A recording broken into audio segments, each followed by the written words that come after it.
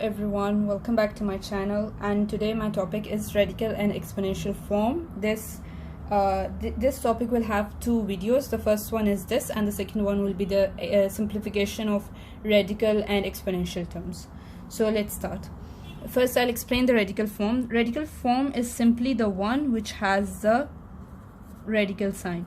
What do I mean by the radical sign? It simply means the square root sign. So if you have any number or alphabet, for example x with the square root sign, it is considered to be in the radical form.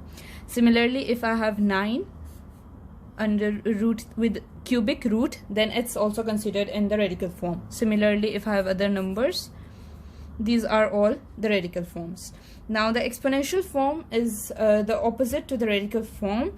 It's basically the power.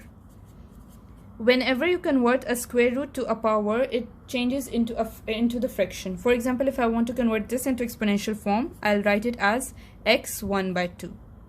And then if I want to convert this radical to exponential form, it will be 9 1 divided by this number, which is 3.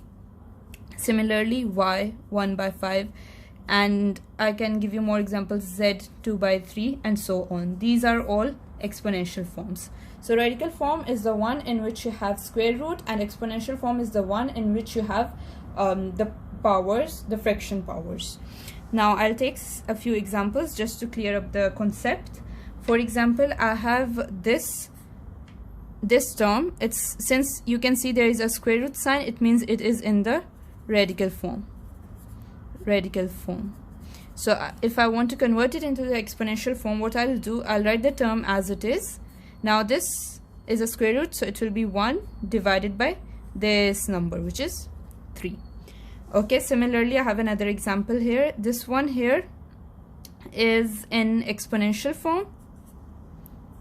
So what I'll do, if I want to convert it into radical form, I'll write the term as it is, I'll put the square root, and this term, this number will come here. So it will be this, cubic root of 7. Now I have another example here. It can have two answers. I'll give you both of them. It's up to you which one you find more suitable.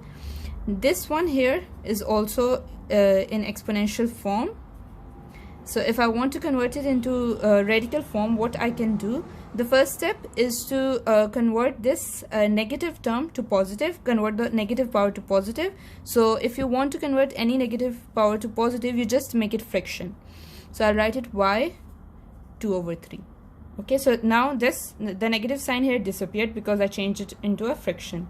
And now this one here, I can write it as 1 over y square, and this 3 here, this if I elaborate, this will become 2 into 1 over 3. The 2 I wrote it, so the 1 over 3 will be my square root with the cube.